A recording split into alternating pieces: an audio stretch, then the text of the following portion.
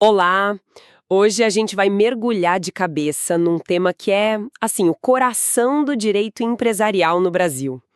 Temos aqui um material de estudo super completo e a nossa missão hoje é desvendar a lógica por trás de três palavras que todo mundo acha que entende, mas que sempre causam uma confusão danada: empresa, empresário e estabelecimento. E o mais curioso é que, para entender as regras de hoje, a gente precisa fazer uma viagem no tempo. Ok, vamos desvendar isso. E essa viagem no tempo é fundamental, sabe? Porque ela mostra exatamente como a lei foi mudando para resolver problemas diferentes em cada época. A grande virada de chave, o que define nosso sistema hoje, foi uma mudança de pergunta.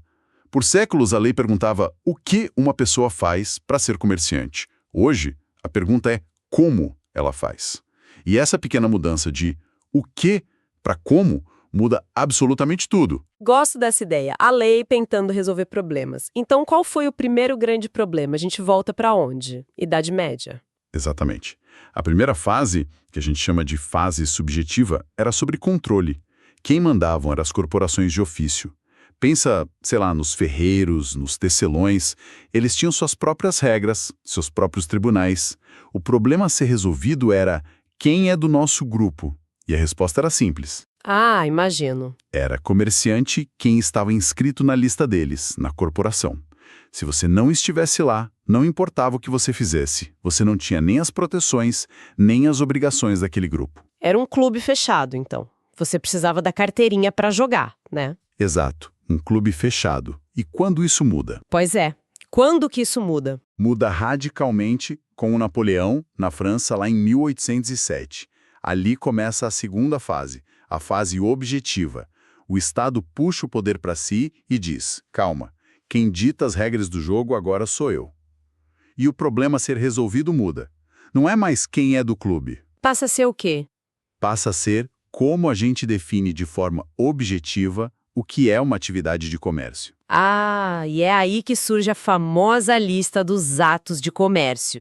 O governo basicamente escreveu uma lista de atividades e disse: olha, se você faz alguma dessas coisas com frequência, parabéns, você é um comerciante. E foi essa lógica que o Brasil importou, né? Nosso Código Comercial de 1850. Foi todo baseado nisso, exato. E essa lista funcionou por um tempo, mas o mundo foi ficando mais complexo, né? Novas atividades surgiram e a lista ficava velha, ultrapassada. O que nos leva à terceira e atual fase, a teoria da empresa, que a gente pegou emprestada dos italianos. E aqui é onde fica realmente interessante. Porque a gente rasgou a lista. A lei parou de se preocupar com o que se vende e passou a olhar para como a coisa toda é organizada. O foco agora é na atividade econômica organizada.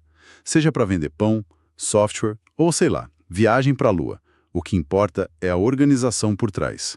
Perfeito.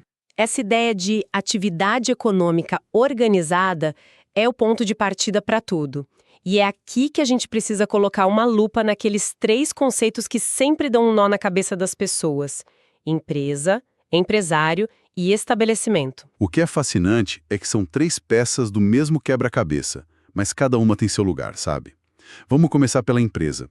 A lei é muito clara. Empresa não é um lugar, não é um CNPJ, não é uma placa na porta. Empresa é a atividade, é o verbo, é o fazer organizado, é a engrenagem girando. Ok, se a empresa é a atividade, o fazer, então o empresário é... É quem faz, é o sujeito, a pessoa física ou a sociedade que toca essa atividade. É o titular daquela engrenagem. E, por fim, o estabelecimento seria o quê? A caixa de ferramentas? Exatamente. Melhor analogia.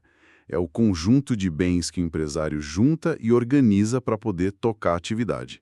E aí entra tudo: o prédio, as máquinas, o estoque, a marca, as patentes, o ponto comercial e, hoje em dia, cada vez mais os bens digitais, né?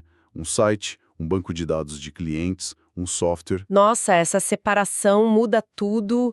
É por isso que aquele erro clássico de falar vou abrir a minha empresa quando a pessoa está se referindo ao local físico. E tem um exemplo disso que me chamou muita atenção. Uma súmula do STJ, a 451, que diz que é legítima a penhora da sede do estabelecimento comercial, Isso parece chocante à primeira vista, mas faz todo sentido agora. A sede é só mais um bem dentro do conjunto. É uma peça na caixa de ferramentas que pode ser tomada para pagar dívidas. Precisamente, a lei vê o estabelecimento como um patrimônio, um ativo. Entender essa separação é, assim, o primeiro passo para todo o resto começar a fazer sentido. Ok. Então, se a gente entende que o empresário é quem exerce a atividade, a próxima pergunta é: quem exatamente pode ser essa pessoa? Porque a lei é cheia de mas e poréns aqui, né? A regra geral do artigo 966 diz que é quem exerce profissionalmente uma atividade econômica organizada. Mas as exceções são a parte mais curiosa. Sem dúvida. A primeira e mais famosa é a dos profissionais intelectuais. A lei fala que cientistas, artistas, escritores, médicos, em princípio, não são empresários. Mesmo que tenham uma secretária, um assistente, a atividade deles é considerada pessoal, intelectual. Certo, mas é aí que a coisa complica. E quando a clínica de um médico deixa de ser uma salinha e vira, sei lá, um mega hospital com vários departamentos, dezenas de médicos, equipamentos de ponta, onde que a chave vira? O que faz esse médico virar empresário? Essa é a pergunta de $1 milhão.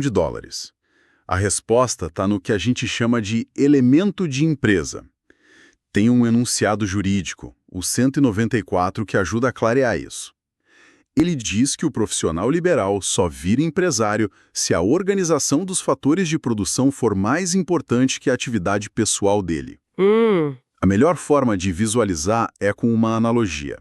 Pensa num chefe de cozinha famoso, que tem um restaurante com o nome dele, onde a atração principal é a criação, o toque pessoal dele.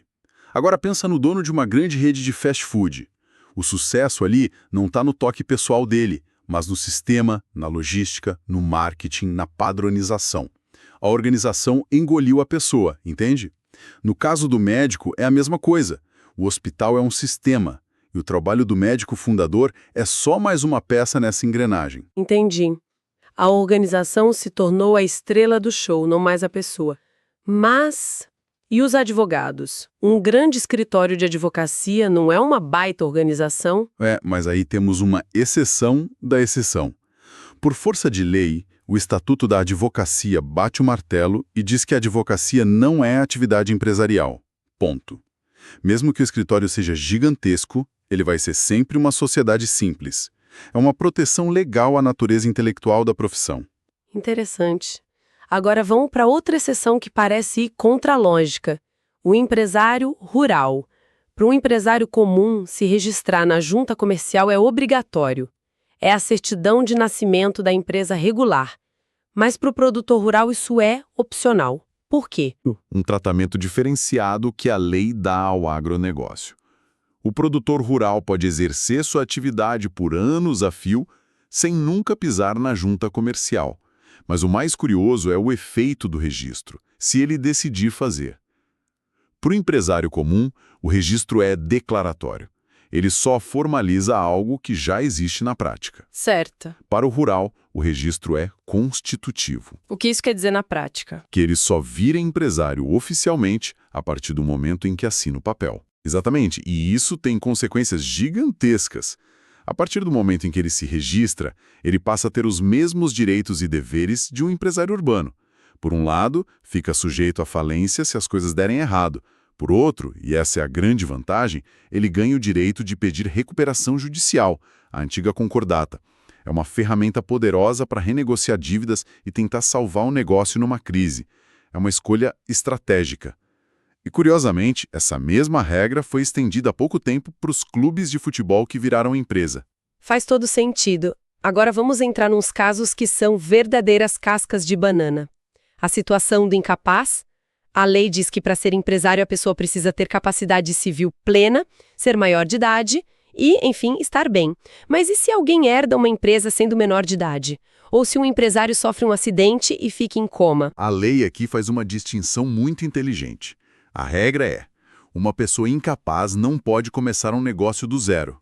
O risco é muito grande, mas ela pode continuar um negócio que já estava funcionando. seja porque herdou ou porque já era dona e se tornou incapaz. Espera aí, isso parece arriscado. Deixar um incapaz, mesmo que representado, no comando de uma empresa? A lei deve ter criado algumas travas de segurança para isso. Imagino, como se protege o patrimônio dessa pessoa? Sim, e as travas são bem rigorosas. Primeiro, tudo depende de uma autorização do juiz, que vai analisar se continuar o negócio é vantajoso para o incapaz. Segundo, ele obviamente não vai administrar nada, ele será representado por um tutor ou curador. Terceiro, essa pessoa nomeada tem que ser um gerente profissional. E a regra de ouro, a principal trava de segurança: os bens pessoais que o incapaz já tinha antes de toda essa situação ficam blindados. Eles não podem ser usados para pagar as dívidas da empresa. É uma muralha que separa o patrimônio pessoal do risco do negócio. Ufa, isso é um alívio. Mudando para outro clássico da confusão: o empresário casado. Primeira dúvida: marido e mulher podem ser sócios? Podem, sim. A regra geral é que podem. As exceções são para os casados em regime de comunhão universal de bens ou de separação obrigatória. Nesses casos, a lei entende que o patrimônio já está tão misturado ou tão separado por obrigação que uma sociedade entre eles não faria sentido. Ok, mas agora vem a grande pegadinha que parece ser um tema que derruba muita gente: a venda de imóveis da empresa. Pelo direito de família, a regra é clara. Se a pessoa é casada, para vender um imóvel precisa da assinatura do cônjuge. Certo. Mas no direito empresarial, o artigo 978 diz que o empresário casado pode vender os imóveis da empresa sem pedir autorização para o marido ou a esposa. Isso parece uma contradição gigante. E é aqui que aquela distinção que fizemos lá no início se prova crucial. A regra do direito de família se aplica ao patrimônio pessoal do casal. A regra do direito empresarial, do artigo 978, se aplica ao patrimônio da empresa. E a grande sacada aqui é que a lei está protegendo o mercado. Pensa só, se o investidor estrangeiro vai comprar um prédio de uma construtora brasileira, ele não pode ficar refém do estado civil do dono da empresa. A lei cria uma bolha ao redor do patrimônio da empresa para que os negócios fluam sem que a vida pessoal do empresário vire um obstáculo. É uma questão de segurança jurídica. Entendi. A lei está dizendo o que é da empresa é da empresa. Mas e para colocar um imóvel dentro dessa bolha? Se eu, empresária, casada, quiser pegar uma casa minha e transferir para o nome da minha empresa? Aí a história é outra. Nesse momento, para tirar o imóvel do patrimônio do casal e colocá-lo no patrimônio da empresa, aí sim você precisa da autorização do cônjuge. É um ato de disposição de um bem da família.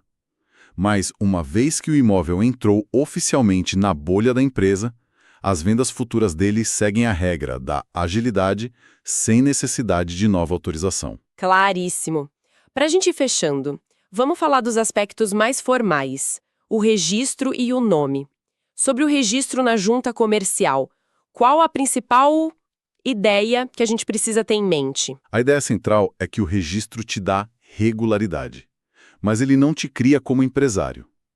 Alguém que vende produtos online todo dia, com estoque, fornecedores, marketing, já é empresário na prática, mesmo sem CNPJ.